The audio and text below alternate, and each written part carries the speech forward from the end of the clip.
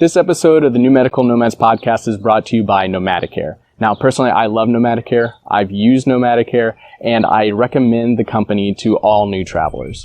What Nomadicare does is it takes the fear out of getting set up with a bad recruiter, which is the biggest fear that you have jumping into this journey.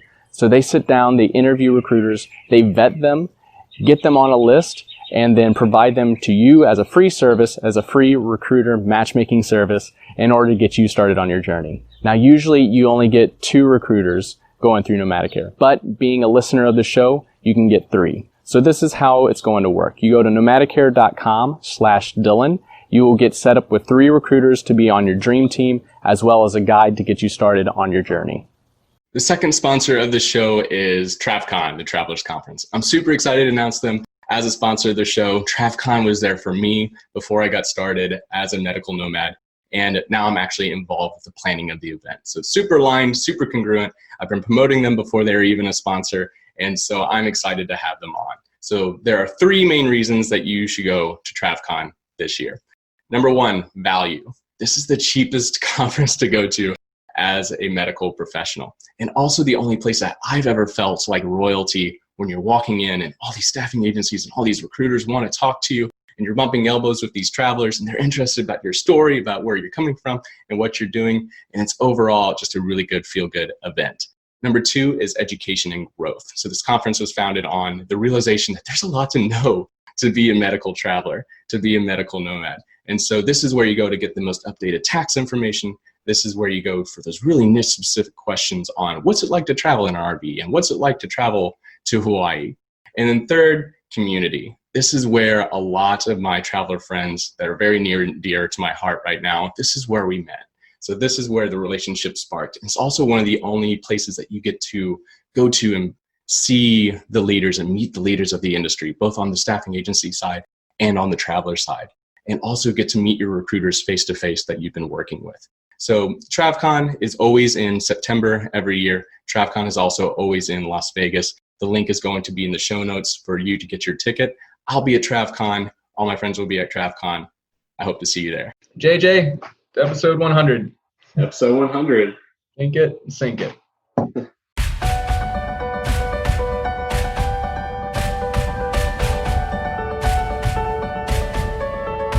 Hello, everyone. Welcome to another episode of New Medical Nomads Podcast. I'm your host, Dr. Dylan Collier. I am here with one of my first guests, JJ, Dr. Jodi James. And today's a very special episode because it is episode 100. So officially triple digits. And so I wanted to do something fun. Originally, I wanted to do like a drunk dial Q&A, but when I tried this out, it ended up not being the best idea. And so instead, we're going to be drinking some whiskey. And then I collected a bunch of questions from you guys that Jodi's going to ask me. And Jodi, you're a good choice for this because you know how I like to dance around certain questions. And so you can kind of hold me to the fire. Jodi is one that probably knows the most about me and all the dangerous information. All right, Jodi, yeah, if you want to hit it, gave Jodi the list of questions. We're going to be going through them. I'm sure there'll be some casual conversation throughout this episode. Some good stuff. Jodi was also a traveler, recently settled down perm, just bought a house. And so we'll be reflecting on quite a few things because we traveled around the same time. And yeah, this should be a fun episode. And so go ahead, Jodi, take it away. All right. Well, top question we got on the list that I think everybody wants to know is reflecting on the past 3 years of travel. What have you changed your mind on in these past 3 years? I think when I first came into the travel world, everywhere I saw in the groups was be careful of recruiters. You have to be aggressive. They're out to get you. And so that was a big motivation even for the start of the podcast because I noticed that before I started traveling. And so I was nervous. I was scared about jumping in and getting, quote unquote, taken advantage of. And so I wanted to learn as much as I could, which was kind of like the birth of this podcast, was the whole goal was to learn. And it was a sneaky way to trick people into answering my questions before I jumped in. And it ended up taking off. And it's always been around that idea of education, that idea of communication and growth, kind of my 3 core values. And what I found after kind of hitting this veteran status, so now that I'm, into that 2 to 3 year mark where you've done quite a few contracts, you kind of know the basics, and you kind of I always call it the veteran status. So those first 2 to 3 years are kind of, you just go in, you're learning as you go, and then now you've seen some things, and you know how to handle yourself on contracts. So now that I'm to this point, I have seen the exact opposite of that, where travelers are too aggressive, or what I'll call entitled, when they go into contracts, when they go into talking about when they're talking to recruiters. And it really sets them up for failure, because they're so one, it kind of steals away the enjoyment of travel when you think that everybody's out to get you. And when you play the shark and you're trying to get the most that you absolutely can, and you're not really concerned about the relationship piece of it, that recruiter isn't going to kind of pull for you when you're later on down the road, when your dream contract comes across, when currently there's no jobs out there on the market, they're not going to reach out to you when something does pop up on their desk.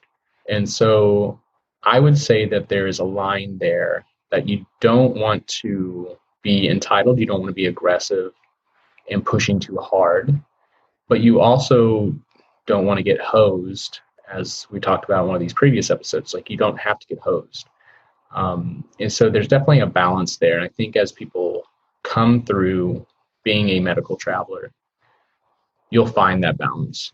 When you're first in, you're super nervous and you make a couple mistakes and something happens and you're like, oh, is this what's supposed to happen? And maybe it's just some miscommunication between you and the recruiter. Maybe it wasn't even the recruiter's fault. Maybe, something like payroll just didn't happen correctly.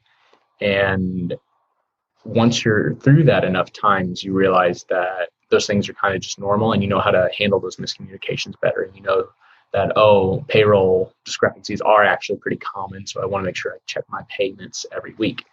And so that was kind of where this podcast has led in the past 99 episodes, of knowing the boundary of what's entitled and then also what's fair. And I won't even call it fair. I'll call it what's to be expected, and knowing those differences. And so I would say that would be the biggest thing that I've kind of changed my mind on. Another thing I've changed my mind on, this one I realized pretty quickly. When I first jumped into this, I thought it was like a solo dudes game. I don't know why. I just I didn't think that. I mean, talking with everybody, and you're from a small town like me, kind of in the middle of nowhere, where nobody travels. And so you're surrounded by persons that, oh, well, you can travel because you're a solo male. And so you hear that enough and you start believing it. And then you go somewhere like TravCon, you realize all these single ladies are traveling, and then you're like, oh, so it's a single person's game. And then you start meeting these awesome couples that are traveling together. And then you start meeting these families that are traveling together. And anybody who's in the healthcare world can travel as long as the market supports it. And so that was a big thing too, is that anybody can do it. What do I want to say? Anyone can do it, but it's not for everybody. I will say that. Absolutely. Yeah, I definitely echo the single dude thing. When I first told people I was, going to go travel, and they're like, yeah, I mean, that's cool and whatever, but it's just all single guys out there traveling. It's not safe for women to travel, and there's no females travel and none of that. And I found the complete opposite. Every contract I ever went on, there was 2 or 3 other either travel therapists, travel nurses, whoever, and majority of them were females. And I was like, see, it's not just a single guys game. It's definitely anybody can do it if you have the right personality and the right kind of drive to do it. I guess rolling from there though, Is there anything you would have changed looking back now as you kind of jumped in and got started, or even kind of in that getting into that veteran status? Is there anything you would have changed along the way? Off the top of my head, not really. I think everything that has happened so far has been a good learning experience, and it has brought me to where I am now and where I see myself going in a direction that was very different from where I saw myself going 2 years ago, or 1 year ago even.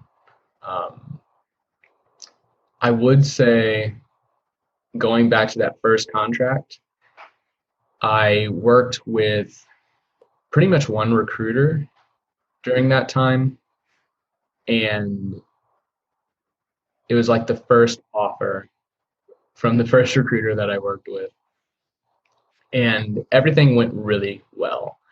That first contract was awesome. The team was awesome. It was in the setting that I wanted. What was it? Fair pay? I mean, it was a little bit lower than like normal, but it was still fair pay, and I know that I got paid fairly. But if I would have waited a little bit longer, I think something else probably would have come up. But at that time, I didn't realize how fast the market moved. And so, I mean, it was like one of the very first submissions, I think. And so I was going into work. I got a text. Hey, do you want to submit to this? Text back, yes. And then within 2 hours, I'm getting a call from this clinic saying, hey, do you want to, can you step out and take a few questions from us? And so at that time, I didn't realize how quick things moved. Not only that, but then housing. Like I had only 2 weeks to find housing. And now I've gotten much better at that. I'm less anxious, but now I think like 2 weeks is like, oh, that's like so much time. Like I got a good amount of time, it's longer than 7 days. We're golden. But at that time, I didn't realize how quickly it actually moved. And so if I would have taken a step back, I might have put myself in a better position. But I'm actually pretty happy with that first contract and how it went. I got more clinical mentorship during that 10 weeks that I worked there than I did my entire first year at a permanent job. The team was great. It was in a pretty fun location in an area that I had no expectations. I show up and everybody's saying, welcome to the desert, because it's a literal desert, which took me a while to figure out. But yeah, that first contract was a really, really good one. But if I would have waited a little bit longer, I'm pretty sure something maybe a little bit more lucrative would have popped up. Yeah, definitely. I did the same thing. I was bug-eyed on a clinical rotation, and first thing popped up, went with it, and learned from that contract that maybe I should be a little bit more selective, or could wait on a couple other things than being in the middle of nowhere in Ohio, with Walmart 35 minutes away. So that was, everybody goes through that sometimes. Oh, and I remember what the other piece was. I was wanting to introduce you. That's what it was. So for those that haven't seen episode 2 or 3 or whatever it was, Jodi and I graduated from the same PT school. And so we both went to Maryville University in St. Louis, both graduated with our doctorates. A lot of times we'd be sitting by each other, unless I bailed on Jodi and went to stand in the back of the room. And we were kind of, what would I call it? We didn't really have any cliques. No. We were kind of just bouncing. We were the back rowers. That was the bleachers. That's where we were at. We would watch YouTube videos of MRIs gone wrong when they take out the metal cart in the room. That was a highly educational experience. Yeah. I don't bring anything metal near an MRI machine ever, because I'm decapitated. And so Jodi started traveling straight out of school. Was that in Ohio that your first contract? Yeah. Okay. Yep. Ohio. So Jodi's traveled straight out of school. That was my plan until about, I think it was like a week before we graduated that I got the job offer at that permanent place that my friend owned. And so I ended up working perm for a year and then jumped into travel. And so Jodi got to have a lot of the experiences kind of first and foremost. And I got to learn a lot from you just from, knowing somebody firsthand that's jumped into kind of something that's completely bizarre, completely new, and you don't really know what to expect or what to do. And at that time, there really wasn't a lot of information out there on how to navigate this travel world. And so it was mostly just firsthand experience of seeing other people kind of get in hard spots and make it out alive. And then you learn from those and you move forward. And I think that's a big part about travel, is that it's not easy. There's definitely going to be hard parts to it. And you just have to know that those challenges are part of the lifestyle. And you have to accept those challenges if you want this type of freedom. I think what we're seeing now with this tough market is a good term that Julia Kuhn, the traveling traveler, coined, which was fair weather travelers. And a lot of fair weather travelers are no longer traveling anymore. Actually, they really didn't push into this dry market at all. But you are seeing other travelers who are keeping that same spirit of taking a couple PRN contracts wherever they're located at right now and kind of weathering it out. Or maybe they are settling down perm, but they have it set up to where if after 6 months they can leave, sort of thing, versus just going in, expecting high pay, expecting to be in San Diego, only working days and having all holidays off, and kind of these unrealistic expectations that you might get set up, whether you're at a conference or you're kind of in some of these groups, or what sparked off my whole series on negotiations of just persons out there getting false information and making false expectations, which kind of just ruins the whole experience for that traveler. It's pretty upsetting, actually. Something I really want to take a stance against and be a more thorough and a more trustworthy source than some of these persons that are just trying to generate traffic for their referral bonuses. But yeah, so that is Jodi. And Jodi is, you're probably one of the very few people that I talk to on a pretty regular basis. And I think it's mostly just because we like to roast each other. And then the friendship on top of that is just extra. But a lot of my friendships are where I only see them once a year. And Jodi's a good example of that. I got to see you, what was it, last year after you got Yeah. Yeah. And you didn't really see me though. I was like dying in bed. Yeah. I was there for emotional support. And then I don't know when I'll get to see Jodi next, but a lot of my friendships have done really, really well with just, knowing that when I'm in the area, I will see them. I'll make it a point. I'll do everything I can to see them. And then not really talking all that much while I'm away. That's typically how the relationships go while I'm traveling. Well, I think you kind of like snowballed into one of the questions that people were going to ask too, is how do you kind of, as a traveler, and I've been there too, and we all have our different ways, but how do you deal with the loneliness of being by yourself? You're in an unfamiliar setting, you're in a city, you might be across the country where you don't know anybody. And how do you kind of combat that loneliness and really get yourself out there and not just become a hermit the whole 13 weeks? Loneliness, I had actually evaded that for a very long time. Loneliness didn't hit for me, I think, until maybe a year ago. And I thought maybe I was just so introverted that it wasn't going to happen to me. But it does. It does happen. And I think it will happen to everyone at some point.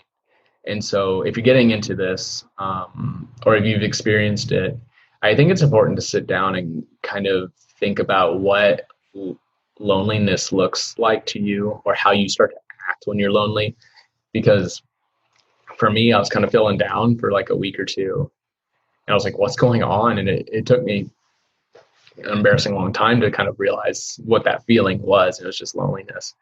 And once you kind of sit down and figure out, okay, what's that look like for me? What are the symptoms, or whatever you want to call it? What are the signs? Then you can sit down and think about, okay, what am I going to do when those signs come? And for me, it was starting to set up phone calls with my nephews, or phone calls, or just calling my sisters out of the blue, calling family, calling friends. And that's pretty much what I did for my loneliness. For introverts, I think the first few weeks are easier because you're used to being kind of like reclusive. And so you go to work, you come back, and maybe you go on a hike, or maybe you go to somewhere close by and you're reading a book, whatever it might be, and you're just enjoying the novelty of wherever you're at. And then week 3 or week 4 comes and you realize you don't really have any friends, and that's kind of when the stress hits. For extroverts, you're wanting to get out and meet people ASAP, and you don't know where to go. It might take you a couple weeks to find out the good social areas, the safe social areas, whatever it might be. And those first 2 weeks might be the hardest for extroverts, where they're feeling a little bit lonely. So, and that goes, there's a spectrum, introvert, extrovert. You can be an ambivert, somewhere in the middle, usually. And just know that it probably will happen at some point, and have a game plan on what to do when you notice yourself doing that. And that would be my biggest suggestion for those just jumping in. But yeah, having people on speed dial that you can just call out of the blue and they'll pick up. That's how I handle it. Yeah, definitely. I mean, we've all had kind of those crappy contracts like we talked about. I was in the middle of nowhere in Ohio right out of PT school. I went from seeing 40 people a day to saw my coworkers who were all married and had kids, and there wasn't really anybody to hang out with. So that was definitely, going to the gym, going to hikes, calling friends. That was definitely my kind of escape and around that loneliness. All right, we already alluded to a little bit, but no one would have ever thought COVID would have, hit and kind of done a 180 on the market. And that's something nobody really expected. But kind of looking at that, what challenges do you see yourself kind of having over the next 3 years of travel? I mean, you're kind of 3 years in, another 3 years. What challenges do you kind of see yourself having? So looking into the future for episode 200. What's cool about this, and what's cool about TravCon and getting to meet people, is that you get to meet people who are kind of like 4 steps ahead of you, and you see what they're struggling with. And so you can kind of gaze into the future of what you might also have troubles with. And so I've talked to travelers who weren't very close with any of their friends because they had quote unquote been flaky during their entire travel career. And so they felt like they didn't have any close friendships. Or I've seen people who have been bouncing around so frequently that they're really craving a community. They're really craving a group of people to go to and have familiarity with. Those R words are hard when you're drinking. And from the South.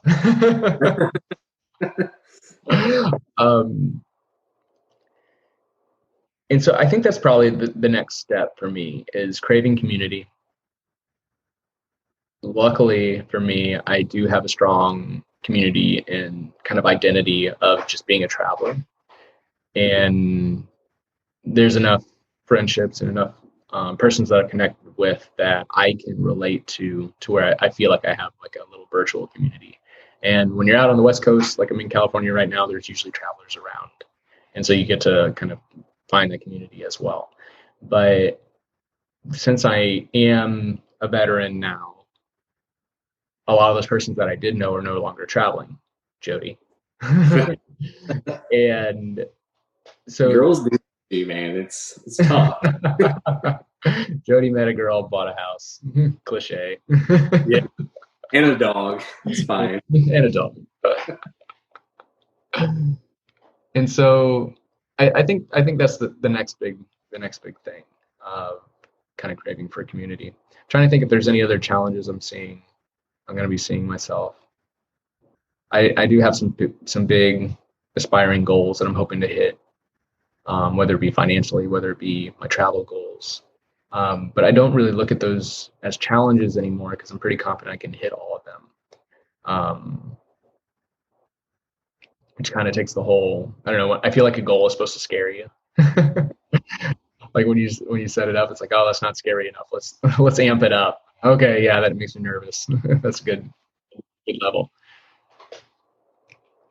But yeah, I think that's it. When you're talking with persons who've been traveling for a while, they have community, or maybe they're starting to crave a family, or being back home with family, or I mean, with everything happening right now with COVID, it's very hard being away from family when my sister's back home pregnant with twins and very emotional, and my mom's down in Florida taking care of grandma because she got stuck down there once quarantine hit, and we're trying to figure out how to get her back. And it would be a lot easier if I was there to help out, but I'm not. So you're kind of sitting on the sidelines and trying to support as much as you can virtually.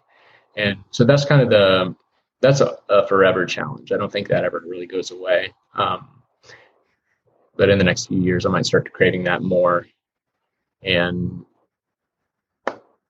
something I was thinking about just last night, actually, was with a perm job, if I would have moved away from home, I would have only had the opportunity to go back home like 2 weeks out of the year. With travel, it's whatever I want it to be, at least a month if I'm trying to maintain my tax home status.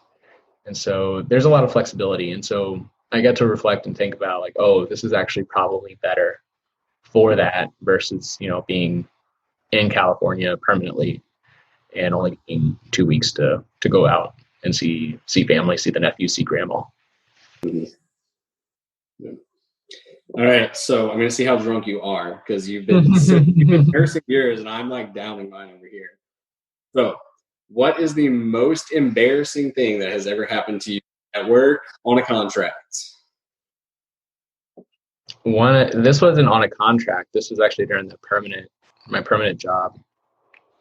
I was trying to show a squat and my pants ripped. That's when I learned and started getting Lululemons that are stretchy, just stretchy pants. Game changer. Don't have to worry about it. I can do I can do full squat, grass, no worries. I'm just actually shocked that you're wearing pants right now, because we're not going to talk about business up top, party. Yeah, we're lucky. Lucky that question hit at the beginning. I mean, yeah. Don't worry. I'm saving some other ones for later that I know I get thoughts from. What's an embarrassing story you have at work? I definitely split my pants many times on inpatient. I bought at least 25 pairs of scrub pants when I was working in inpatient rehab. And the other embarrassing story was I was chatting with a coworker at an outpatient contract here in Baton Rouge, actually, and I was walking backwards, and I completely hit the side of the table and ate it, busted it on the floor with room full of patients. Couldn't get up for a little while, actually, because I stunned my torn ACL knee. So I kind of was sitting on the ground dead-legged for a while. But I think that's the most embarrassing thing I've ever done. Besides when people try to hook me up with their granddaughters, that's just a natural, it's just an everyday day for me. But I haven't gotten that in a while. I'm kind of upset. It's got this flow, and they're looking at the surfer flow and I don't know about that.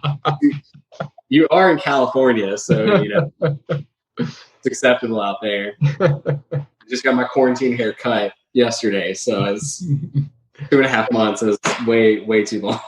I was hoping with I have to wear a mask now at all times. I was hoping that would better my chances at this. It's kind of covering up 50% of the ugly. So, but no, nothing yet. No, I got the mask me going on too, on the side over there. It's pretty bad. My mom was here this weekend, and she was like, "You look like a shaggy dog. You look like a 15-year-old Justin Bieber." And I was like, "I'm gonna go get it cut. Leave me alone. It's fine." So I guess the next question would be, what is the hardest thing about travel? We've talked about some of them already, but what would be your hardest thing about travel? Yeah, I think the hardest thing is being away from family. And I think it was around episode 50 or something like that, talking about that. Probably the only episode I actually got emotional during, kind of choked up about, of kind of missing out on things. And it's tough. And that's probably the hardest part.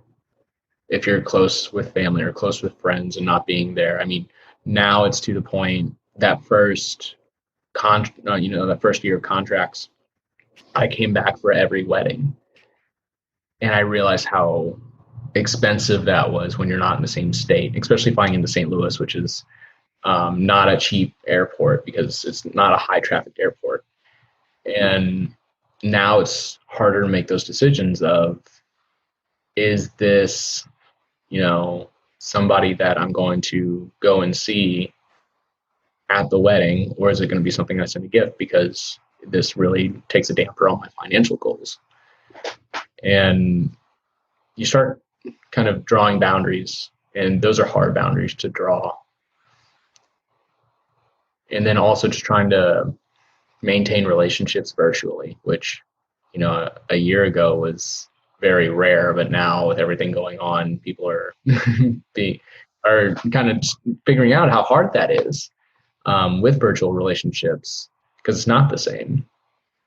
And I would say that's the hardest part, is kind of missing out. But then the opposite side of that coin, kind of what I was thinking of last night, if you're in a perm place and you're away from home, you're only in 2 weeks to go back versus, a full month or even more if you want it. And what is kind of the bigger fear at the end of the day of being there or missing out on those family moments that you can still video chat in on, or not traveling at all, not having these experiences? And for me, the bigger fear would be to not ever have experienced this lifestyle and not have experienced other cultures, because it's changed my views on a lot of different things, whether it be how lucky I am, being here in the US during COVID versus what I saw in Peru. Whether it be the simple being able to use the water faucet to brush my teeth and not worry about getting sick, or making coffee in a filter, not worry about getting sick, or eating out at a food truck, not worry about getting sick, and things like that I don't think I would have really appreciated otherwise. And so that for me was the bigger fear of sitting on my deathbed and somebody asking, I'm thinking granddaughter, grandson, what do you regret most of life? It's I wish I would have traveled more, which is probably still going to be my answer, but at least I still have all these experiences.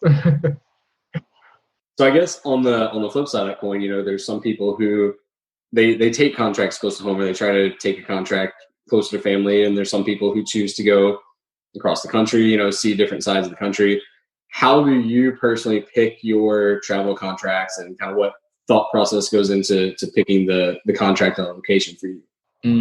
Really depends on the goal. And so you can have big goals for your travel career, and then you can have small little short-term goals for each contract. I actually like that, having a small little goal for each contract. When I was first jumping in, it was just getting a job, because I thought I wasn't going to be very marketable, because I was still considered a new grad at that point, and I didn't have a lot of experience. And I was like, well, if my resume is landing on the desk at the same time as my favorite, ortho professor, they're going to call him first. And so I was so ecstatic that the first interview I got, that was the first, offer that I got. And I was like, I got so lucky. And at that time, the market was doing really well. Then after that, I wanted to work my way up to California. After that, it was going to other states. I just wanted to experience other states. Now I'm back in California because my goal for this one was, again, finding a job when the market was so slim. And so that's kind of it. My macro kind of big goal is have as many experiences in many different locations as I can. That's both international and here in the US. Maybe civilian contracting sometime in the near future. We shall see. But that's the big macro goal. And then each contract will have its own mini goal to kind of help me achieve that. Gotcha. So I guess kind of reflecting on all the places you've been, what would you say is the funnest place that you've been to, or kind of the most exciting place? We'll do travel contract first, and if you want to speak to some international place, you can. I think, and for this answer, there's a caveat, because I think I was just so emotional during this. It wasn't actually a travel contract. It was me as a clinical student working somewhere for 5 weeks. And this was in Birmingham, Alabama. And went there, ended up staying with a family that was totally cool with me not paying rent. Totally laid back. They'd be like on the weekends, and just like all I had to do was like water the garden and take care of their plants. And they were really, really nice people. And I was in a new area. I was doing, sprints on those streets that are like straight up and down, because Alabama has all these hills, and then you'd had to be done by like 6 p.m. because the thunderstorms always rolled in and just like started, drenching you. And every weekend I would go off, I was there for maybe 4 weekends, go off and explore the big kilted statue, or this like park over here that's like really great for those that want to do, it's not rock climbing, it's bouldering. And that was my first real taste of travel. And the reason I did that is because, I had kind of romanticized this whole travel thing in my head for so long. I was like, is it really that great? Is it what I really want? And once I did it, I realized it was everything that I wanted it to be. And so I would say that was the funnest. It was also around the time that the breweries have been around for like 5 years. So they're like just starting to kind of like pick up swing and doing some cool stuff and having some cool live music, and going out with some of the local PT students there. And it was just a lot of fun. And I think if I wouldn't have enjoyed it that much, I might not be a traveler right now. But that was probably the funnest contract, or funnest place I've been working. Birmingham's pretty fun. I've been there just on vacation a couple times, but it's pretty fun. Baton Rouge is better. You should come hang out in Baton Rouge. I will check it out. I mean, the Southern accents and the sundresses definitely help too. But yeah, it rains 8 out of 10 days, but that's why they call it the Swamp. It's fine. So we've talked about family relationships, all those fun things, but the big question people always want to know, I mean, they always ask me too when I was traveling, is how do you handle relationships, love life, all of those fun things as a traveler? Relationships. I'll start with friendships and family, and then kind of romantic relationships. For friendships, we kind of hit on it already, but I've been very fortunate, except for maybe two close friends before I started traveling that are no longer like really close, that most of my friends are okay with me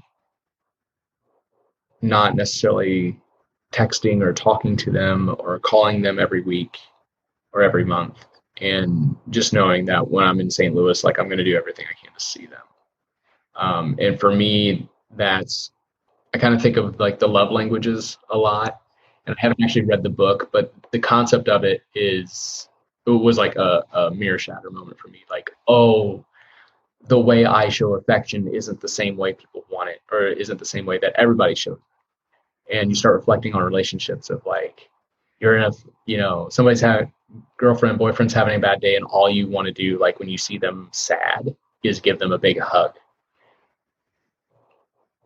Or if you're in an argument and you see them mad, all you want to do is give them a big hug. And that might be the last thing they want. So you go in for a hug and they push you away, and you're like, oh, you don't love me. Because that's not how they show affection, especially when they want to, tear off your head. And for me, I realized kind of that. And so luckily, a lot of my friendships have been that quality time type of relationship where the check-ins, the like kind of like I'll call it like superficial conversation. I don't want to say that because it sounds negative. Like some people just like the constant like presence of someone, and that is something that a lot of people enjoy. That's just not what I enjoy. I enjoy quality, deep conversation. It doesn't have to be at a bar or out with a bunch of people. It can literally be me and that person solo in a room drinking whiskey, like we've done many times. Yeah. And so that would be kind of the friendship piece. And I would say something that's changing is me recognizing that, and I believed this for a while, that with a relationship, you're either moving forward or you're moving away. And when you don't communicate that often, you're not necessarily moving forward. If you sit down, you have that quality time, and that means a lot to them, you are moving it forward. But if that might not work for forever. And what I'm starting to see now is friends that I have been close with and have been working out well for the past 2-3 years, now all of a sudden aren't necessarily working out as well. And whether that be that they're starting families now, or now they're married and they have like other goals, or whatever it might be, it might not always work. And that might be the community piece that we talked about as well. As maybe I'm starting to see now of friendships that might not be close friends here in a couple of years. With family, virtual calls definitely help. I think it's harder with little ones because if you're not like there with that presence, they might not necessarily remember you. That was probably one of the bigger heartbreaking moments for me, was going back home and one of my nephews kind of like was scared of me when I came back, and it's because I hadn't been around, and he would like run up and give big hugs to everybody else in the family but me. And that was like, oh. Again, wanting the hug, not getting the hug. You don't love me. And so that's kind of how handling relationships has gone with me. Just when I have the time, making the time. If they're having a birthday, calling them on their birthday. I'm big on that. I tell my sister that there's a reason for this story, but there are times where you text a person, there's times when you call a person. And when she told me she was having her first kid, or that she was pregnant with her first kid, she texted me that, and I was furious that she didn't call to tell me what was going on. But this last time with the twins, she definitely called. And so, yeah, for special things like that, or, something that mattered a lot to them, you getting your house, which was totally stressful, and, something you really wanted, you've been like scouring and hustling hard for I don't know how long now. And, that deserves a phone call when that happens. For dating relationships, when talking to other travelers, I think everybody kind of finds out that the best way to enter a relationship, whether you're open to a long-term relationship with that, long distance, whatever it might be, or you're only looking for short-term relationships, is being just honest with how your lifestyle is, and just saying like, hey, I'm only here for 3 months unless I extend, or I'm only going to be here temporary. And so kind of like setting up those expectations. I don't think it's necessarily like, I think a lot of people meet other persons through dating apps. I don't think it's something that you necessarily have to say while you're texting. Because I don't know, maybe those persons are right. Maybe, if I tell them this, they're not going to like want to meet me in person, and like, I want to go out on a date. They're really cute, whatever it might be. But you should tell them towards the front at some point. I think everything kind of has a timeline with that. Maybe if you have crippling anxiety of I don't know, escalators. There's a good story. Crippling anxiety of escalators. You don't have to tell that person on the first date or while you're texting them, like, hey, by the way, I like totally have a mental breakdown every time I get on an escalator. Like, this person's going to think, like, you know, put your best foot forward. That can be saved for later. But everything has a small little timeline of when you need to tell them something. And that particular piece of you only going to be temporary should be at the front, like pretty close to the front. Honestly, it all usually comes up when I'm just talking with somebody, because I usually tell them, hey, I'm new to the area, like blah, blah, blah. Where do you want to go? Or do you want, or where's the hole in the wall restaurants or the hole in the wall breweries? And they're like, oh, you're new here. And then it usually kind of like pops up like that. For the escalator story, this was. Are you giving me your funniest dating story and how it's all in the same? Because I don't know if it's the funniest one, but it's up there. This was third year of undergrad. Met a girl by the pool where I used to stay. I forget the name of the apartment complex. I think you went over there a couple times. Yeah. And I was very drunk by the time I went over there. So I don't remember the name of it either. Third year was a good year. No, we meet? No, we met second year. That's when we met. Yes. And I met somebody at the local pool or the apartment complex, and I think we had gone on a couple dates, and she won some tickets to a Cardinals game, so baseball, and she invited me to go. And so we went up, stood in the seats. It was like super empty that day. I forget why, but we were up high and we were going to go down, took the steps up, but we were going to take the escalator down. And she didn't tell me that she really hated escalators. And we get on this escalator, and she like just kind of like, fall isn't the right word. It's around like collapse, but not quite. Of just like curling up into the fetal position and hyperventilating because she is deathly scared of escalators. Cool. That would have been nice to know before taking the escalator. Definitely so. Yeah. I mean, like you said, I think you kind of hit the nail on the head with even though you skirted it, I'm not going to let you live that down. You skirted it a little bit, but romantic relationships, you definitely do. You have to be upfront about what's going on and what it's perfectly fine if you and the other person are cool with, I'm here for 3 months or I'm here for 13 weeks and then I'm leaving and we're just going to have fun and be friends and whatever, that's cool. But you also do have to be upfront, and maybe it's not a first date kind of thing, but I mean, you do have to, that information is going to come out when someone starts asking you about going to a concert in 6 months and you say, my contract ends on, whatever day, then it starts to be a bigger issue than if you would have just said from the get-go, hey, I'm only here for so long, and then unless I extend, and that's each person's, individual thing. So I've been on both ends of the spectrum of someone who we were not on the same page, didn't have a conversation, and then my relationship now where we were very much on the same page and both of us were cool with seeing where it went. And after 3 months deciding what we were doing and if, it was worth pursuing or not. So it's just, you kind of have to go and talk both sides of it out.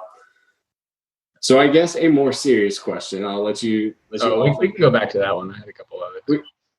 Okay. Yeah. I mean,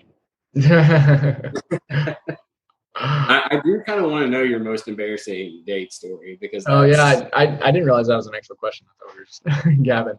No, that's an actual question. I'm actually curious on that. Okay. Date story. I would go back and argue that you should tell the person on the first date. Like, that is a first date conversation.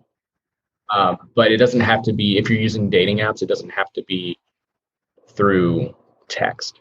Or if, like, my preferred way of meeting somebody would be like in person, whether that be at a coffee shop or, at a bar. Going solo to bars is like my my most uncomfortable moments. And I usually do it to push myself outside my comfort zone. Or if you're going on hikes, meeting somebody there, if you're quick, like 15 minutes and hey, like, whatever, however you want to phrase that, I'm new to the area, or hey, I think you're really cute, I'd like to grab a coffee with you. And you trade numbers. I think that first like sit down date should be kind of where that comes up if it hasn't come up already. Yeah. With that idea that somebody's going to run away if you tell them that you're only there temporary, I would challenge that as well, because there are people out there that aren't traveling, that are only looking for temporary for whatever it might be. And maybe they just got out of a relationship and they're like, no, I don't want anything serious right now. And so they're just kind of, doing their own thing. And so you might not be the best fit for your lifestyle with someone who's ready to settle down and ready to get serious, but you might be the best fit for somebody who isn't ready for that. And who is just kind of still early in the dating process and figuring out what they like in a person, or who's just not wanting that type of commitment right now because they're super focused on work, or they're super focused on their passion projects or their side hustle or whatever it might be. And so going into that thinking that, oh, they're not going to like it, or I have to hide this dirty secret that I'm only here for 13 years, isn't the case. And so I don't think you necessarily have to be shy about it, but you also don't necessarily have to blast that out within the first 3 messages of this person if you're going through dating apps. There was something else I was going to say, and I got distracted by the escalator story. So what I've found, and this might be stereotypical, I feel like girls are much better at this than dudes.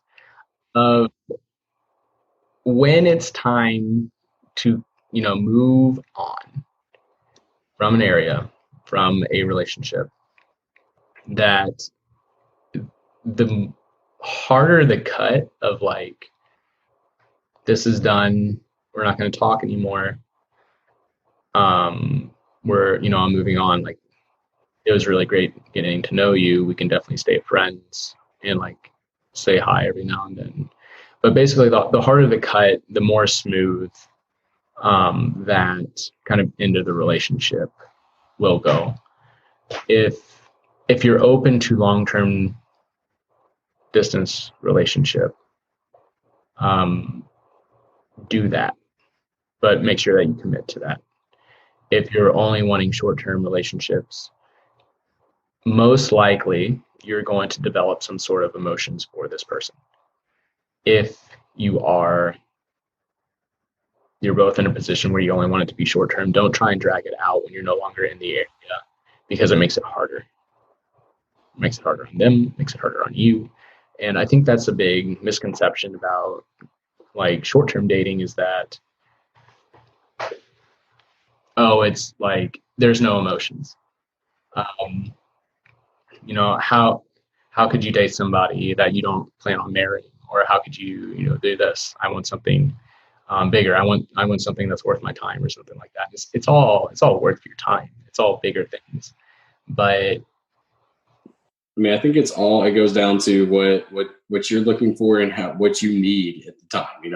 There's certain times where you and that other person might need just, casual dating, and might need just a short term of, I'm still coming off a bad relationship, and this is really what I'm just looking for right now. And then there are certain times where you do feel a connection with someone, and you think like, okay, this is a more long-term, and I think we are moving forward. But again, in all those situations, I think you have to have a conversation of where you are, what you're doing, and kind of where things go from there. I mean, my own personal experience was I came to Baton Rouge and had no intention of staying. I took a 6-month contract and had no intention of staying, and met my girlfriend on the first week here on a dating app, and ended up, hitting it off and just really connecting with her. And we did, when we went on the first date, I, made it made a conscious effort to say, hey, my contract ends in August. Like, I am a travel therapist. This is kind of what I do. And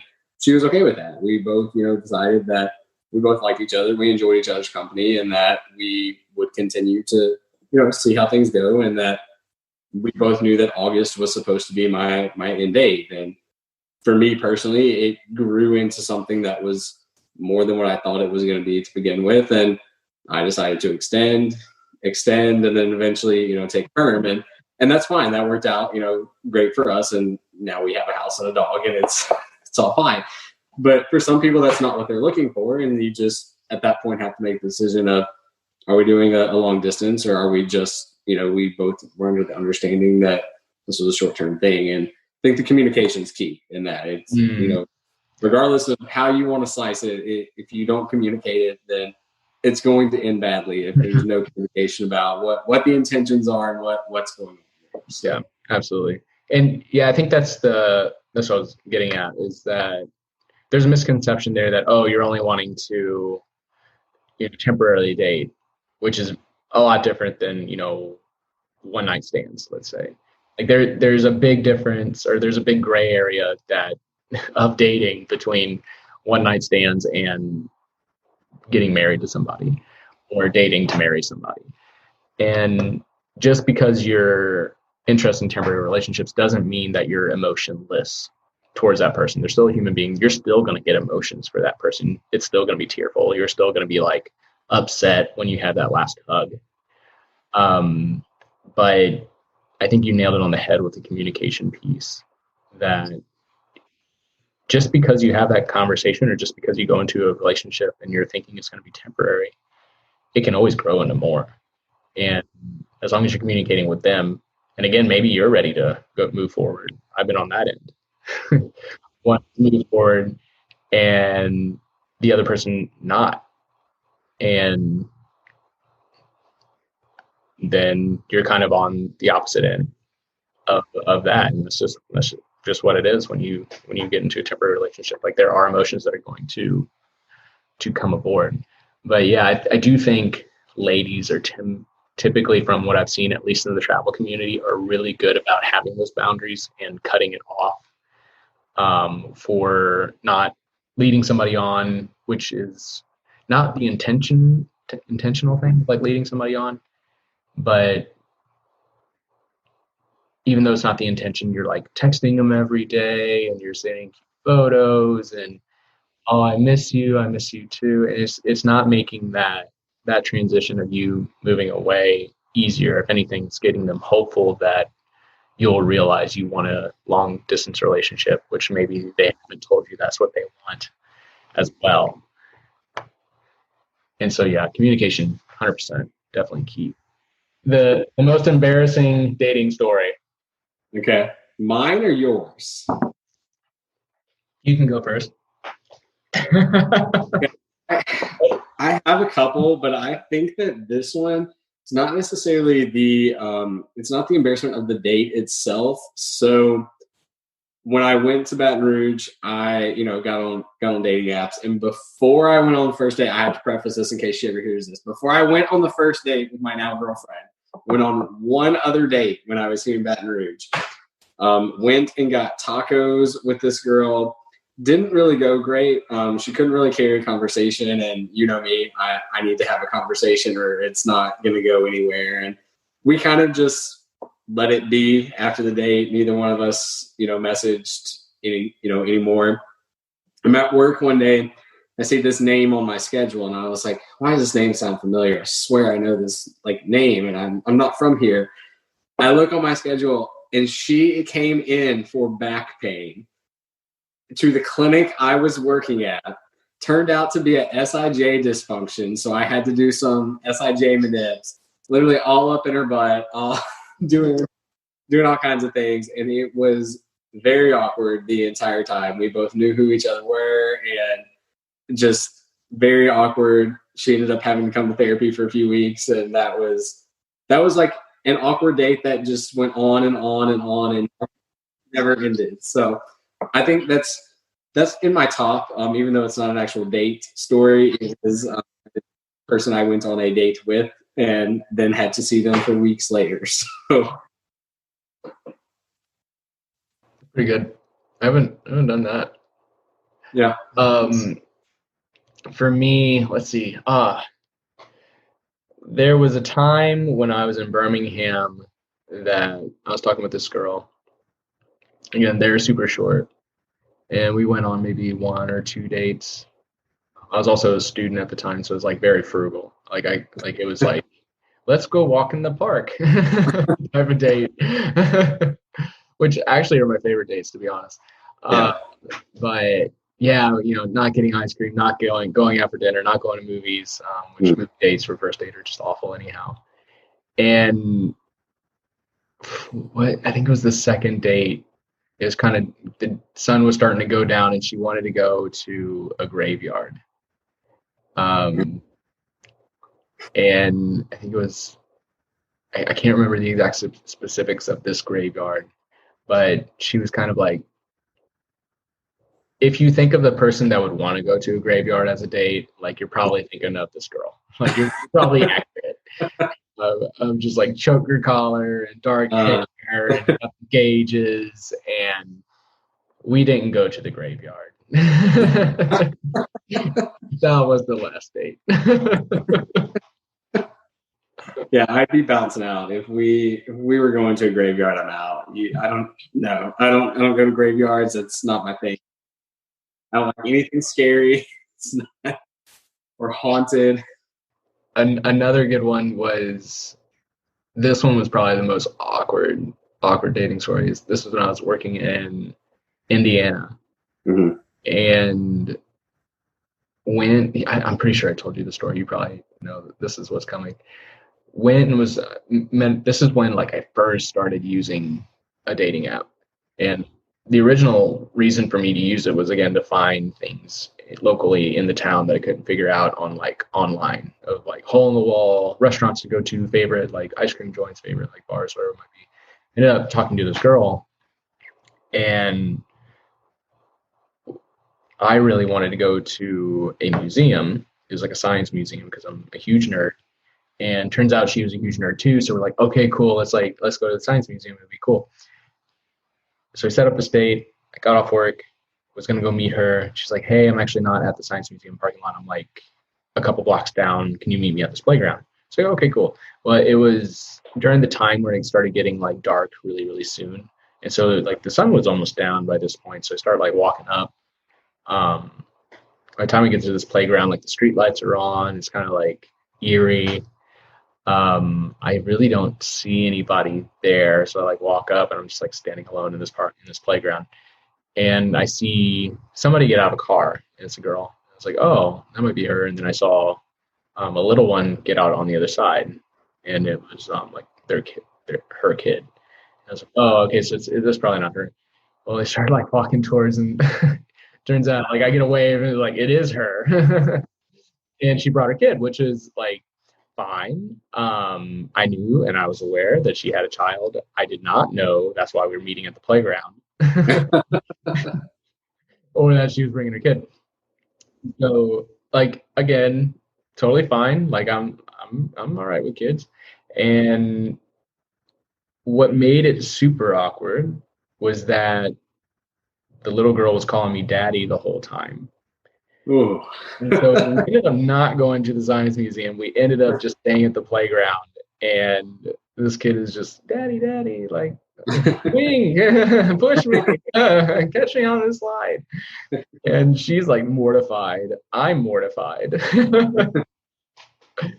And yeah, that was the only date. Yeah. Might be mine too.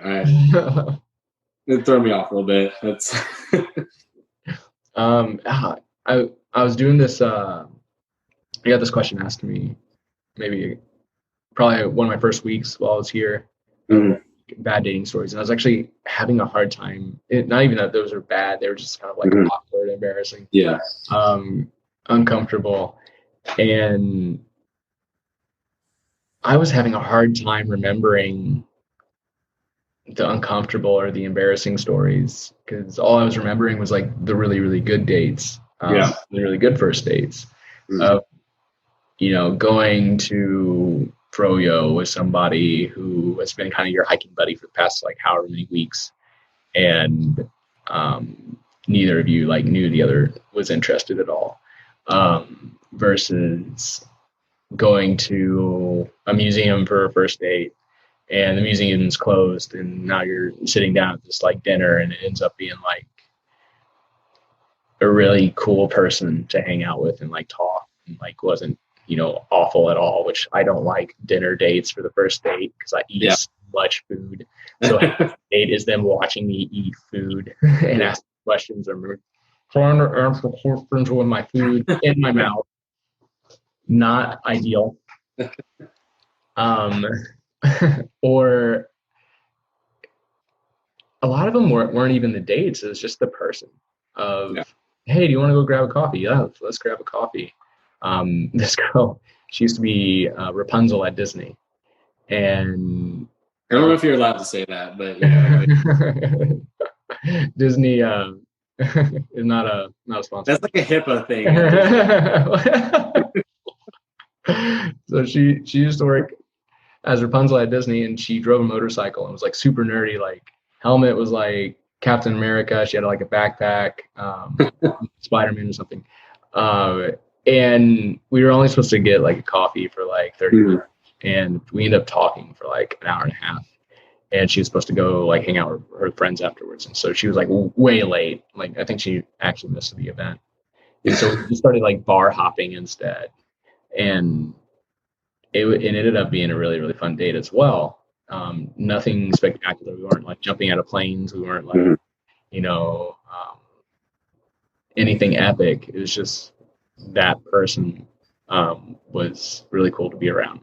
Yes. And so, yeah, I think for embarrassing stories that I probably have more really good stories for first dates. Yeah. I think we have more embarrassing stories of just when we go out to the bars and this is true on stage at dueling pianos and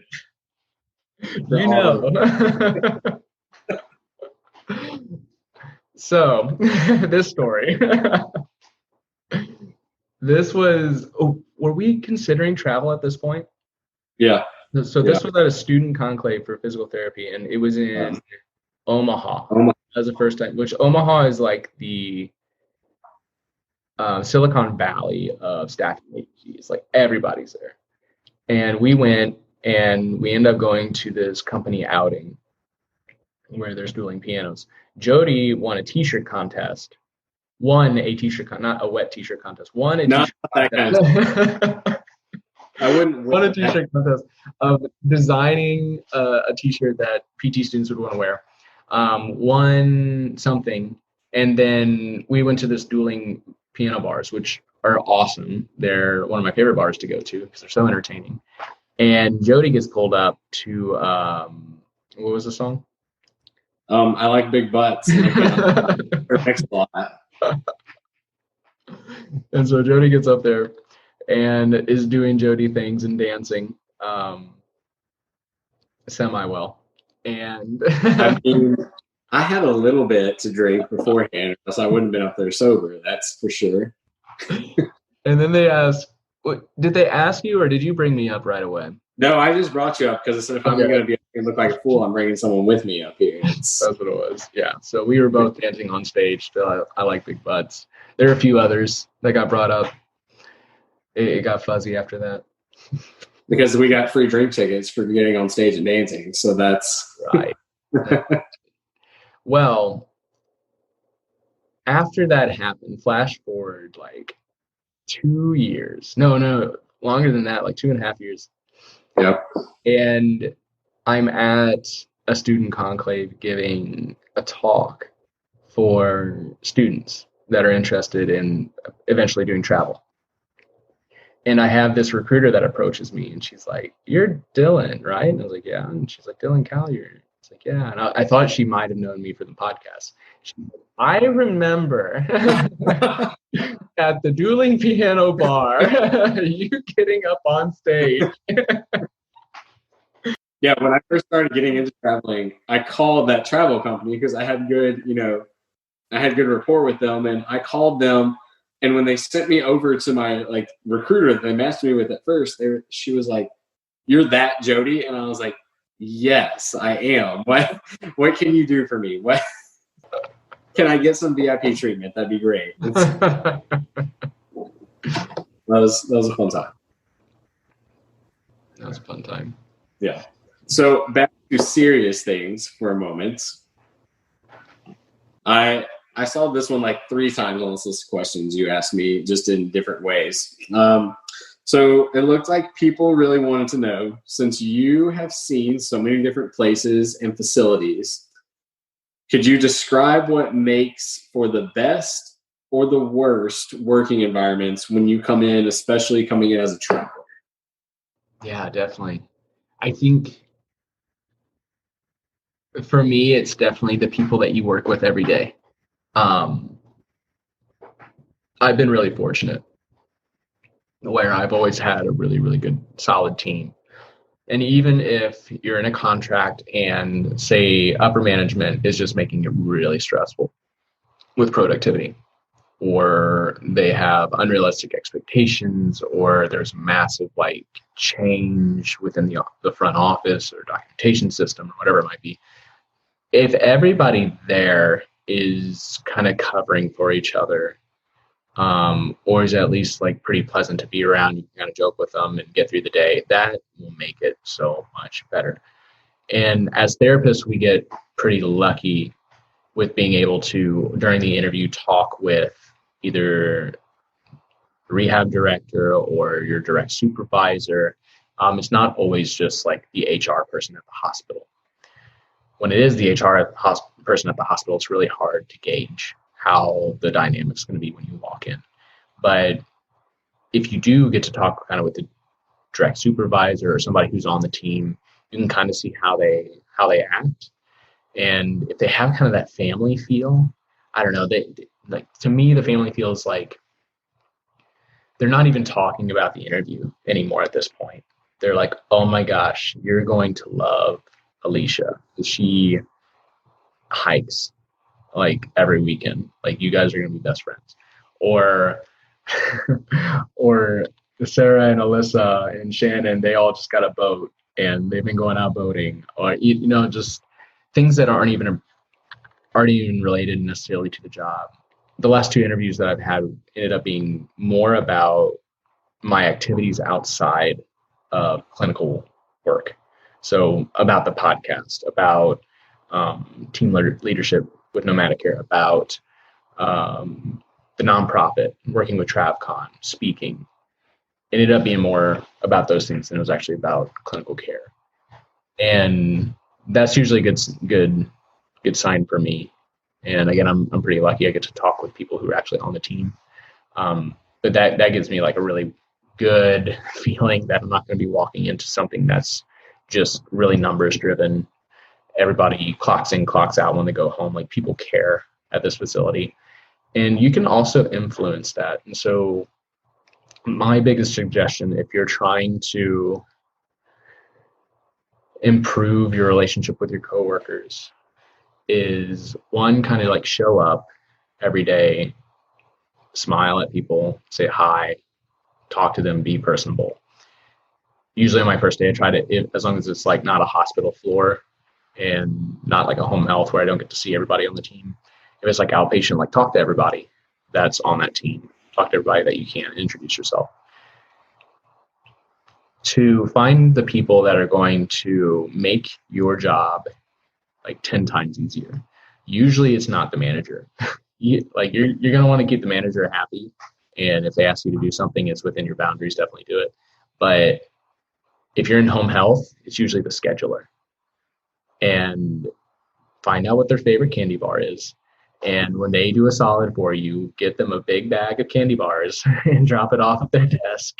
Or if you're in the outpatient center, maybe it's one of the techs or aides running around. Because when you're swamped and you know, Bernetta is still here from 2 hours ago, and Frederick just walked in the door and he's not for another hour, and now you got like 5 people, you need some support. You know that you can call on that person for that support. And so find out who those people are. If you're in the hospital floor, like that's just going to be there and help you and butter them up as much as you can in order to influence that support and kind of help that along. Make them feel appreciated. It doesn't even have to be gifts. I mean, that kind of goes back to love languages, like just saying thank you. And one of my favorite compliments to give is I appreciate you. And the reason I like that so much, one of the very first times I ever used it, this was when I was back in, we were PT techs at this point. And I told that to one of the front office girls who was just having a massively stressful day. Like that we were going through new company management. Everybody was leaving the company, like so stressful. And I said that to her and she like started crying. And so it's really powerful. And so just making sure that they feel appreciated is a really big deal.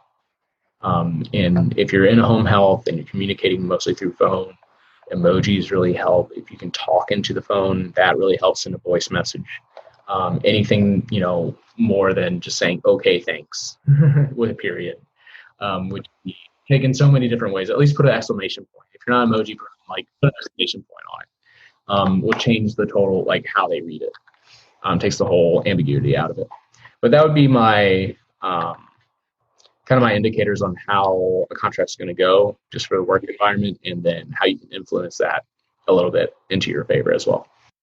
So then I guess what would you say to someone who walks in and their contract is not at all what they were told on the interview? At the interview, they were told they would only be expected to have 85% productivity. They would have this documentation time, that there were techs that they were there to help out. They'd never be double booked, much less triple booked. And you walk in and day one, your schedule is 3 patients an hour in the outpatient setting, and you're triple booked all day and have 11 evals. And what would you tell that person at that point? One, you try in these scenarios to prevent this as much as possible. One of the questions you can ask is, how often do you guys have travelers? And if they have like one of the contracts I showed up with, they had, I think they said they had 6 other therapists. I show up, actually I only have 4 other therapists, and 3 of them are travelers and they're about to leave. And then the 4th one quit. And so after 2 weeks, I was this senior therapist at this point. Asking how frequently they're having travelers can be an indicator that maybe it's management. If it's in a good location, especially, that's a really big indicator that's management. If it's in the middle of Ohio, just because it's in the middle of Ohio. So that, along with, after you have an interview and you're pretty sure you're going to accept, type up everything you remember about that interview. And I always ask for their contact information at the end in case I have any other questions, because sometimes when you're in the middle of the interview and you get the job and it's Friday and you're going to start work on Monday, your recruiter still doesn't have the information that you need of where you need to report to on the first day, what time, what to bring, things like that. And so if you have that contact information, you can reach out to them directly. So that's the primary reason I get the contact information. But also you can send them that email and just say, hey, just wanted to recap our interview. This is what I remember. Please let me know if I misunderstood anything. Rarely do they ever reply, but at least then you have a documented note of what you talked about. And if you show up and you were only supposed to, because maybe it's not you being triple booked, maybe it's not the clinic director's fault. Maybe it's the scheduler who's at another facility who didn't realize that you're new. Or, whatever it might be. Not that triple booked is ever okay. But, sometimes it's just like, oh, they didn't realize that we have a ramp up period, And so if you have a documented piece of information, you can call them up and be like, hey, this is what I had down. This is what we talked about. and kind of draw your boundaries. If that's something that's an absolute like no-go for you, like sit down and talk with them. Also talk to your recruiter. They're usually really good about how to finesse these types of conversations. And so those are ways that you can prevent it. But also, that's part of the challenge of being a traveler. You're going to show up. You're going to have one of those interviews where somebody's just, they know the right things to say, and you show up and it is not what they promised. And you need to make a decision on whether or not that is safe for your license and safe for you to stick it out or to go ahead and walk away. Your recruiter should support you if your license is in danger. A lot of companies also have a clinical liaison that you can kind of talk with and say like, hey, is this actually okay? Or am I just not used to the state's laws? Which like 8 out of 10 times is what actually is going on. Is usually it's just different laws that you're not used to. There's a lot of gray area in laws as well. And so have close communication with that recruiter. If you feel like your license is in jeopardy, talk with a clinical liaison, they agree, or you're just, it's not safe for you. Maybe the types of patient you're working with, or it's not safe for the patient, the types of patients you're working with, the areas that you're parking in the lots, your own mental sanity. If it's not safe for you, then go ahead and leave, but that can burn bridges. So make sure that that's really it's a serious move, and make sure that it's justified for those boundaries. We all have boundaries if they get crossed, but make sure that is a boundary that's worth potentially, burning a bridge for. Right. So another fun question for you, since we're on episode 100. I don't know how you've done 100 episodes already, but I mean, I feel like it's flown by. So thinking back on the last 99, what would you say would be your favorite episode you've done out of the 100 or 99 so far? I'll put these in the show notes because I remember the titles, but I don't remember the numbers. Fear of missing out, I've referenced already. I think it was the biggest fear as a traveler. That was a big one.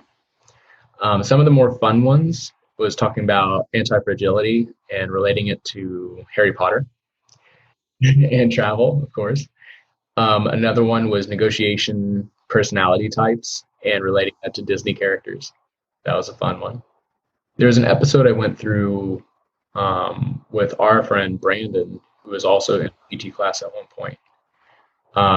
And we went through an exercise to kind of discover your 3 core values. And that has been really, really helpful with keeping me congruent. Because what I found is that if I'm not congruent, or I don't really know why I'm doing something, I just feel like I'm spinning my wheels. And it doesn't, like I'm not focused. I think of like a patient that is just showing up and, it doesn't really have the goal in mind, doesn't have like the end, like, what is this going to do for me? Sort of thing. And so I used to have to come back every month. Now it's about every 3 months of what I'm trying to do, what I'm trying to attain. Is this headed in the right direction that I want it to? And those 3 core values really help me kind of stay grounded throughout all this. Because it's a lot of change. Every 3 months, you're picking up and moving somewhere new. You got new restaurants to go to. You got new, grocery stores where you can't find anything because they're all different. And so like your first trip to the grocery store is always like an hour long. All you need is like 3 items. Cooking is so hard to learn when you're traveling. You're going to a new, if you work out a lot, now it's a new gym. Are you finding a cheap gym? Are you finding an affordable gym? If you're running, you're trying to find new running areas. Oh, they have a track here. Oh, it's closed.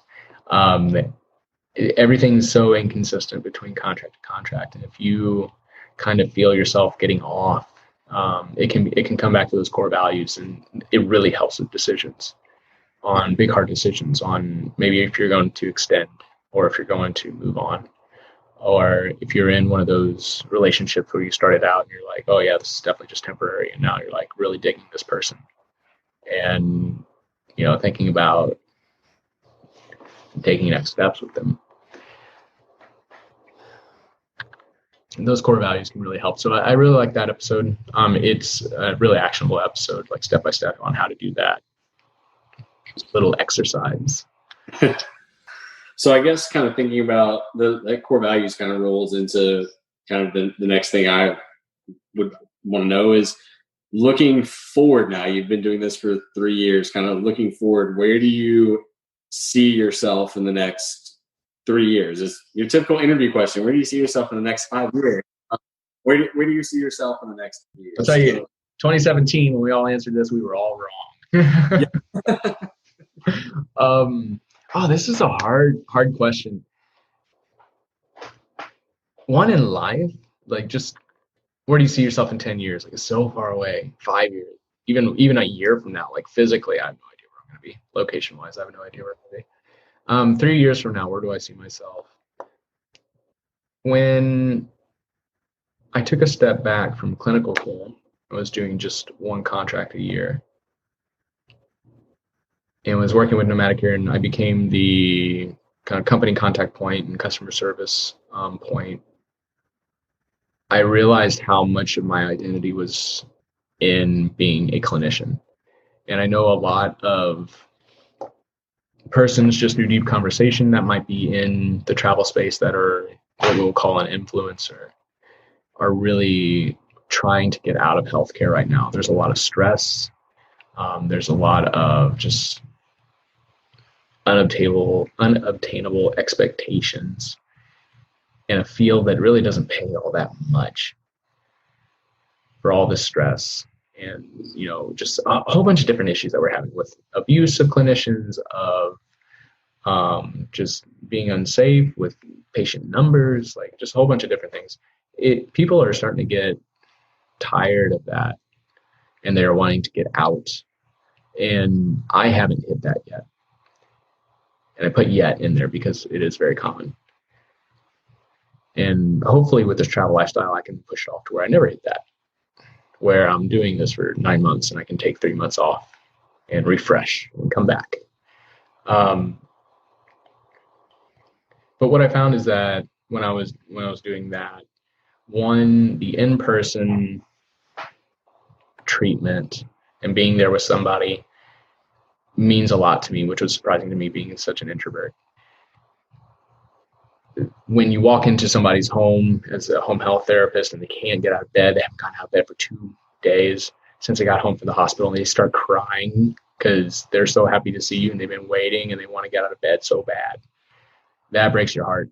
And you get all teary. And then if you've been spending however long with this person who's had a rough time, maybe they were supposed to have a knee replacement. It was only supposed to be 4 weeks and they've been there for 12 weeks and they've called you in the middle of the night, which can happen in outpatient if they get your number, of just like what to do because they're in so much pain. Or even at the hospital, you have those frequent flyers and they've been through so much and finally they've achieved the goal that they need to achieve. And they are just emotional and crying and giving you hugs. And I realized that made me emotional. I've never gotten emotional over a paycheck in the mail, but I have gotten emotional over patients being so thankful for me being involved with their life, with their care. And so I do have a strong identity around being a clinician. And so I do think I'm still going to be a clinician in 3 years, in 5 years, in 10 years. Whereas a few years ago, I really didn't know if that was the case. I thought it was going to be ownership of some sort. And maybe I would still be in clinical care, maybe I wouldn't. But now I realize that it is something I really, really enjoy. The goals I have for myself are financially should be, unless there's a big payment or a big purchase in my near future of a house or a ring or a child or all three plus a dog, then I should be able to obtain or achieve financial independence, and that being like not having the need to work any longer. Still working, but now I have all the funds that I need. So if I want to take off and just like live in Colombia for the rest of my life, I could, unless I have one of those big purchases. So that's a big goal. Next 2 years we'll see if I make my goal of living on all 7 continents before I turn 30. That goal specifically, when I was making it, the 7 continents part wasn't the stressful part for me when I was thinking of it. I was like, oh, I can do that. But I put a timeline on it. And at first I said 40. I was like, nah. Then I said 35. I said, and then I said 30. I was like, oh, that kind of made me nervous. And so that's when I knew that was a good goal. So I guess kind of a good way to wrap up and kind of encapsulate all 100 episodes would be looking back off all the episodes you've done and everything that you've learned in the past 3 years. This was set up as something to help travelers out, but especially those new travelers who are just getting into the game. What would you say to somebody who comes up to you today and says, hey, I'm thinking about doing travel therapy, travel nursing, anything? What would be your advice to them, or what would be, kind of what you would say to them?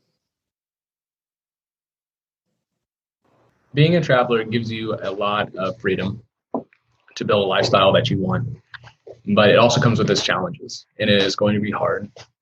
And just know that it's going to be hard for reasons of missing family, for reasons of just being lonely at times, for reasons of trying to learn to cook and not finding anything in the grocery store. Like everything's inconvenient. But those challenges, when they come up, if you can keep in mind that they're challenges, that this too shall pass, that, okay, I'm lonely, but I know if I call my friends, I'll be good here in another week. If I get my nephews on virtual Zoom, on a Facebook video call, then I can see them, spend some time with them. And so you do get all these lifestyle perks. You do typically earn more money, or earn more money. It's not the best way to earn money, but it is one of the better ways to earn money. On top of all this flexibility, on top of having a really cool tool set to avoid that quote unquote burnout with this whole healthcare industry. And although that all comes with it, there are challenges. And so keep that in mind. Don't be entitled. Walk that line. Don't get taken advantage of either, but don't be entitled. Keep open, keep curious. The longer you travel, the more at risk you are to get numb to experiences. And so try and be present. Try and really, when you're seeing the 7th waterfall, try and feel the same way that you did when you saw that first waterfall. When you're driving to that 5th contract, try and feel the same way that you did when you're driving that first contract, which is terrifying. And it should be terrifying. If it's not terrifying, you're either not human or you didn't travel far enough. Which is also fair for those that are trying to dabble in, you got family or something like that. Like everybody's situation is different. But when you're jumping in, it's going to be scary. You're going to have nerves. I still remember the way that felt, hopping in the car, putting my hands on the steering wheel. It was cold, it was snowing, driving out of the driveway thinking like, what am I doing? Because I absolutely love my job. I love the people that I worked with. My friends were there. I was closer to my family. It was so much harder to leave after a year rather than just jumping into it like you did after school. So it's going to be nerve-wracking. That's normal. You're going to have challenges. That's normal. Be prepared for it. And when you're in veteran status, 2 to 3 years, and somebody says that they're excited to travel, they're thinking about travel, they want to get into travel, when you respond to their emotions first and tell them how excited you are for them and how much travel has changed your life, especially now when the travel market is lower, because a lot of people respond to oh, it's not a great time to travel right now. And that's true, but you don't want to deflate their excitement, because the longer they wait to travel means the less likely they are to actually travel.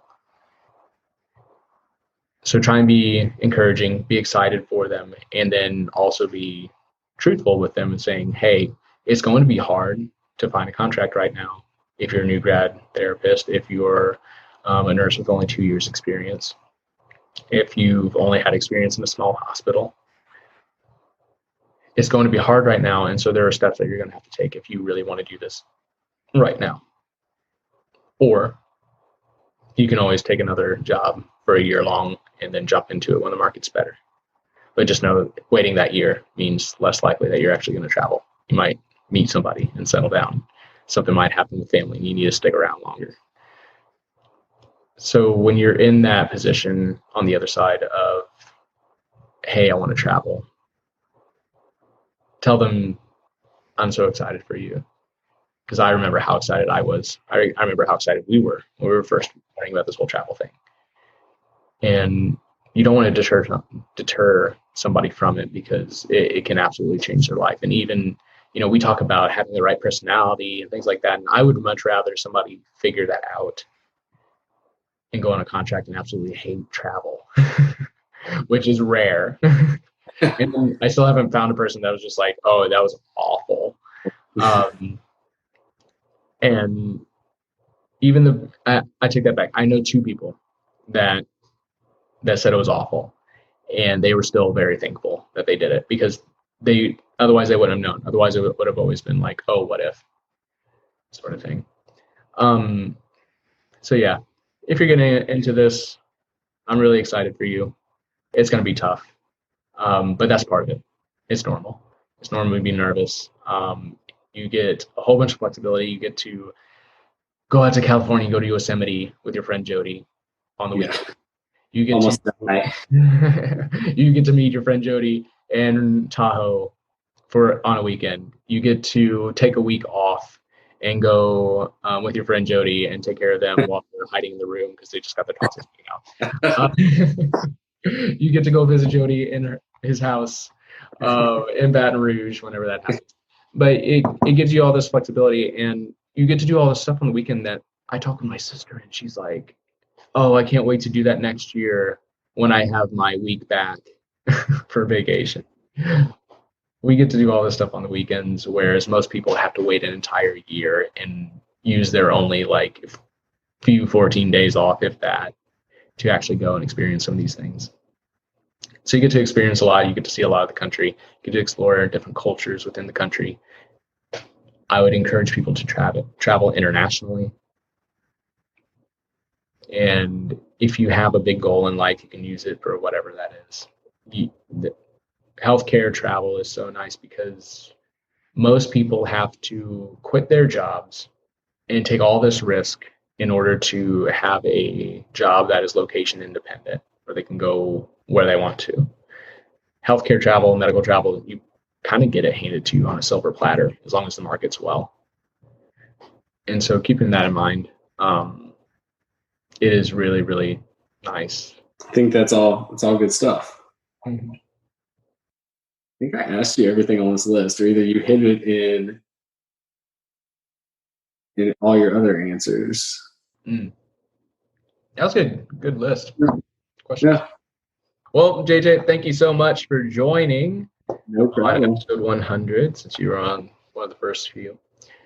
If you're listening to this and you are looking for the next podcast episode, we do the official launches on the Facebook page, New Medical Nomads Podcast. If you're looking for the early access for the episodes, you can find them on YouTube, Spotify, iTunes, or you can go directly to the website, newmedicalnomads.com. If you see this floating around on Facebook somewhere, or you're listening to this on iTunes, any reviews absolutely help. The more engagement, the more hearts, the more comments, all of that allows more people to see this and helps us to help more people, which is the whole point of this show. But that is it for episode 100. It's been a while coming. So thank you, Jodi, for coming on. Anytime. Anytime drinking whiskey with you is fun time. Yes. Many nights. We've done this many times. Yes. And for all you medical nomads, everybody have safe adventures. Everybody have safe travels.